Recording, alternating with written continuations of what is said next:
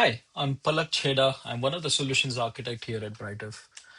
Today, I wanted to speak about how Britive can manage short-lived RDP sessions for administrators or users into Windows virtual machines.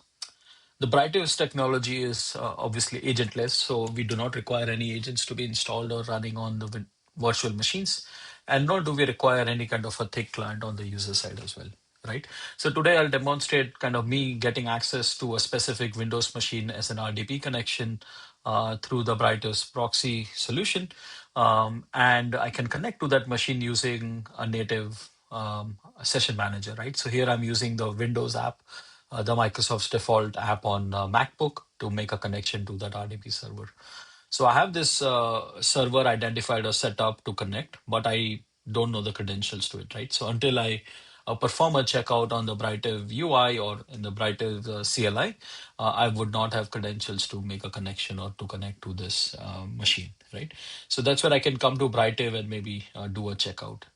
At the time of checkout, Brighter will essentially validate the policy that applies to me in this current context in the current session.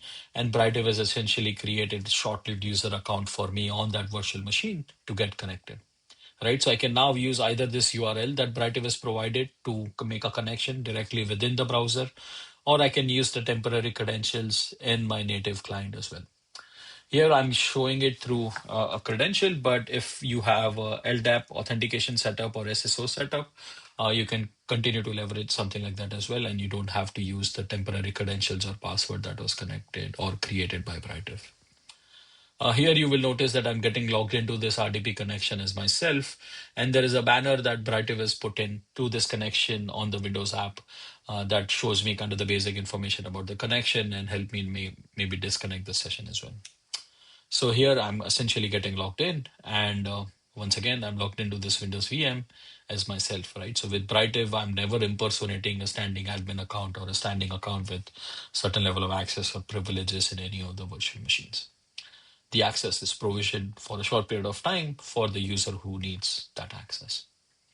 If I go back to the browser and look at maybe the administrative view of what the sessions look like, right?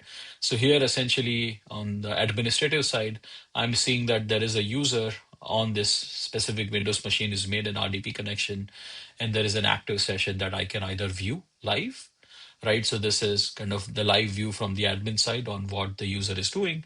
And I can also lock that session or disconnect that user from that session, right? So if I'm an administrator looking at something live and I don't like what I'm seeing that the user is doing, or they're making a change that they are not supposed to, I can disconnect the user out of that session as well, right?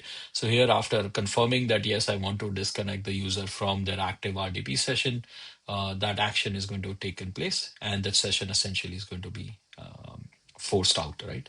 So if I go back to my Windows app, I am essentially been logged out of that machine, and I'm no longer connected to that Windows server as an end user, right?